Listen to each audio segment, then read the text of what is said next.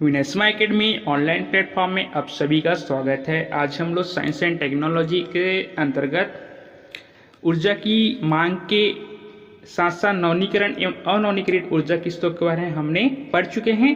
अब बात आती है हमारी नाभिकीय ऊर्जा का देश में विकास एवं उपयोगिता। ठीक है, तो आज का हमारा टॉपिक रहेगा नाभिकीय ऊर्जा के बारे में, न्यूक्लियर एनर्जी के बारे में। ठीक है, तो चलिए स्टार्ट करते हैं। न्यूक्लियर एनर्जी से संबंधित कुछ महत्वपूर्ण तथ्य जो कि आपके सीजीपीएससी एसीएफ के एग्जाम में आने की संभावना बनती है। इससे आपका तैयारी भी परिपक्व होगा, साथ साथ आपको कुछ कॉन्फिडेंस भी मिलेगा। ठीक है, स्टार्ट करते हैं।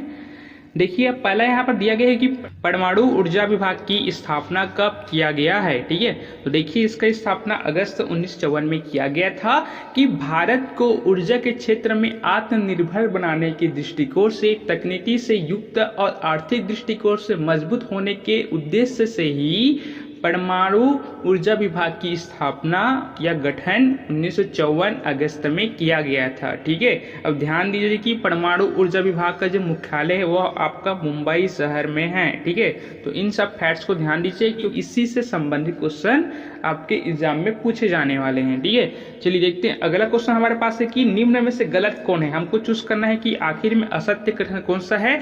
पहले देख लेते हैं कि कथन क्या क्या दिया गया है। भाभा परमाणु अनुसंधान केंद्र मुंबई में है या नहीं, तो हम जानते हैं यह तो मुंबई में ही है।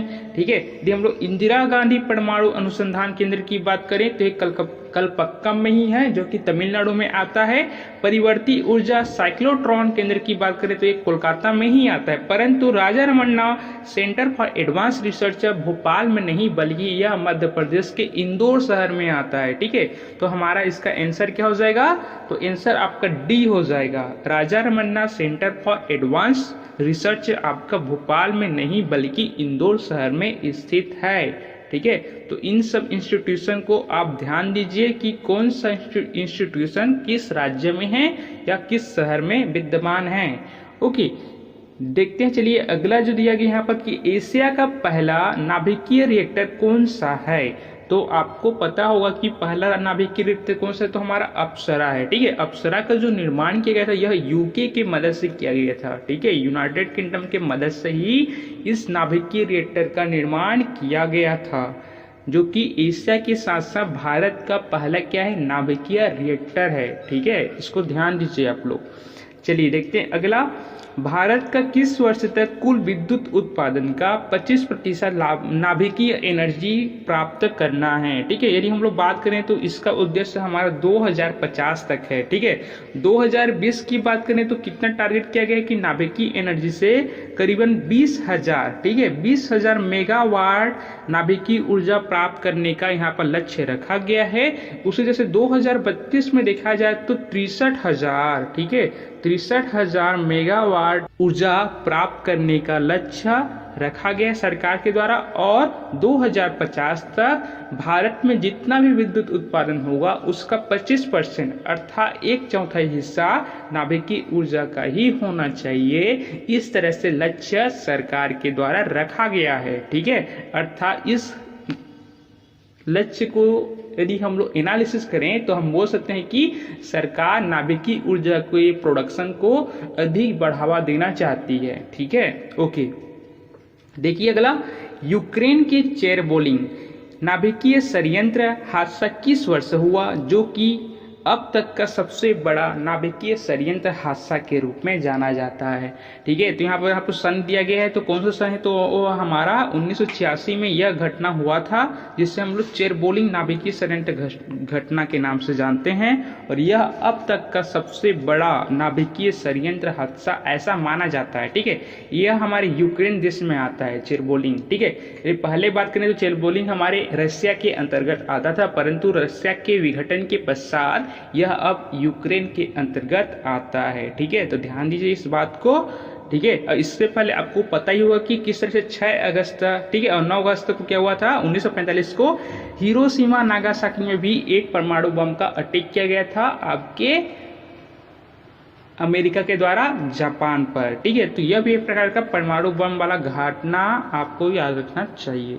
कि अगला नाभिकीय रिएक्टर में नियंत्रक के रूप में कार्य कौन करता है। नियंत्रक मतलब मॉडरेटर के रूप फॉर्म में कौन काम करता है, ये क्वेश्चन पूछा गया है। तो देखिए इसका आंसर कौन सा होगा, तो बोरान, ठीक है, बेरिडियम या दोनों या फिर नॉन ऑफ दिस, ठीक है। तो इसका आंसर होगा आपका बोरॉन, या होगा बोरान, जिसे हम लोग बी बोलते हैं, बी से डिनोट करते हैं। अब बेरिलियम नहीं बल्कि कैडमियम, कैडमियम और बोरान ये हमारे एक मॉडरेटर के फॉर्म में काम करते हैं, इसको आपको ध्यान देना पड़ेगा, ठीक है।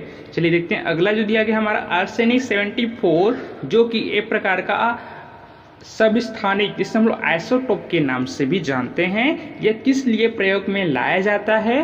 तो इसकी यदि हम लोग बात करें तो शरीर के गार्ड का पता लगाने के लिए ही आर्सेनिक 74 का प्रयोग किया जाता है। कैंसर के उपचार के लिए आपको पता हो कि कोबाल्ट 60 का, ठीक है, ओके। इस तरह से आपको ध्यान देना है कि कौन सा सबस्थानिक किसके लिए यूज होता है। इसी तरह से आपका आयोडीन 131 यह आपका गाइटर रोग के लिए प्रयुक्त होता है, यूजफुल होता है, ठीक है। तो इस तरह से समस्थानिक को आप ध्यान दीजिए। देखिए अगला, फास्ट ब्रीडर न्यूक्लियर रिएक्टर में मंदक के रूप में क्या प्रयोग में लाया जाता है, ठीक है।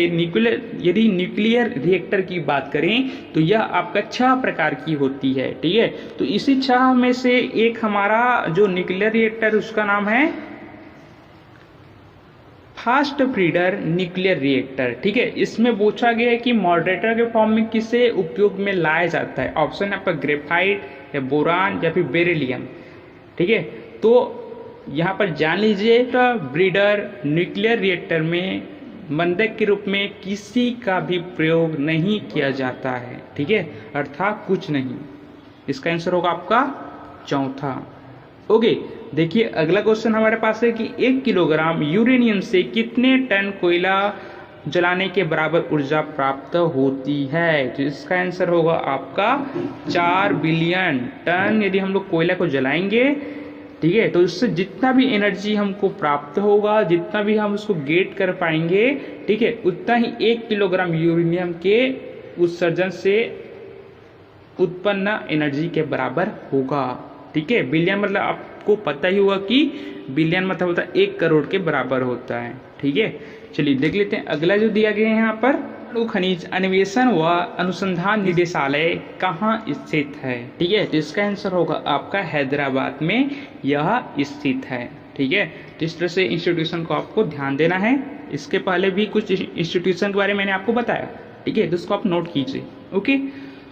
तो यही था न्यूक्लियर एनर्जी के संबंध में कुछ महत्वपूर्ण सवाल जो कि आपके एग्जाम में पूछे जाने की संभावना है।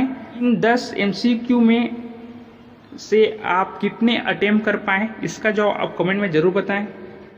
और यदि आप चैनल पर नए होंगे तो चैनल को ज़रूर सब्सक्राइब कीजिएगा, बेल आइकन दबाना ना भूलें, ताकि मैं जैसे ही वीडियो अपलोड करूं तो आपको सूचना प्राप्त हो जाए। तो आज के लिए इतना ही, थैंक यू।